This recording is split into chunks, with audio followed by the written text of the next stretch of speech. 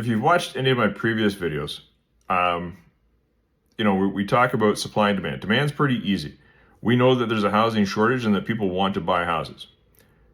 The problem is, for new supply to enter the market, builders have to, and it's not even just making money. Some of them are working at a loss right now just to keep their employees on payroll. But if the cost to build a home right now exceeds the price at which people are able to buy it for, ultimately, you can't move forward with the project. So this announcement today jointly by the provincial and federal government, where there's a massive fund put in place, and I believe that number, and I'm looking it up here just so I don't get it wrong, combined $8.8 billion over 10 years. So that's a massive amount. But the value that housing has in the economy is monstrous. A good, solid housing market, and I'm not talking about 30 offers on every house, or where the market's going crazy and prices are going crazy. I'm talking about a good, stable housing market is absolutely key to a strong economy. If you go back, and I'm talking 20 something years ago, the value that each home sale had in terms of trickle down economics, or however you want to word it, was over $250,000, because you have people moving in, so they're going to be paying for movers. They just move in, so they're going to buy paint or furniture or new flooring. So there's all these things that go into it, and it just continues to cycle through the market. Then you have land transfer tax, which the provincial government, I can only imagine the bottom line that land transfer tax had on the provincial budget. And that's been almost completely wiped out with the slower home sales. So to reinvigorate the housing market, to allow for builders just to keep going on projects that they've already talked about, or to take on new projects and to move forward with these, this is huge, huge news. And we're so excited about this. There's always going to be fine print. There's always going to be an asterisk. There's always going to be all these different things, and we'll look into that, and I'll post about that.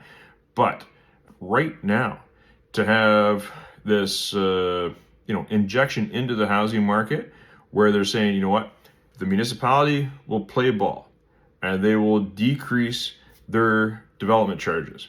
We will help with infrastructure. So again, as they build new roads, as they put in water and sanitary and all the things that come with that, they build new schools, they build potentially new hospitals or fire halls, and all this sort of stuff that goes into cost with an expanding housing development. There are costs associated with that, and the municipalities are pretty good. And speaking to Mayor Cam in Guelph, he's like, I have to charge development charges. The city of Guelph absolutely has to charge this, because I can't have the existing tax base bear the cost alone. So we work out how much does it cost for each house in terms of what those new costs are, and that's how we come up with the development charges. So again, to his credit, he's always been a big advocate for making sure that his existing homeowners weren't paying for just the new ones. But this gives all of these municipalities a great opportunity to say, you know what, we're going to play ball, and we're going to get some money from the province. We're going to get some money from the federal government. We're going to allow for this development in this absolutely much needed housing come to our city, to our town. So we're very excited to see. As someone who is moving forward with projects right now for investors to build these out, this is going to be a huge savings for them. Really allow for them to move forward with these projects with greater confidence, and get these houses built. Some of these units that we're building already are affordable, right? Now we'll be able to make sure that keep the costs down, that we're not just trying to recoup, because that's ultimately what it is. Any costs that are borne by the builder or developer, that gets passed on to the end user, whether it's through higher rents or through higher cost on the sale.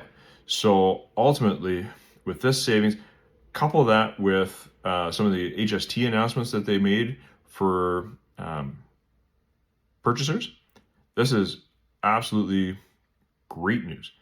And it comes at a wonderful time, because the Bank of Canada announced that they thought that housing prices were too expensive.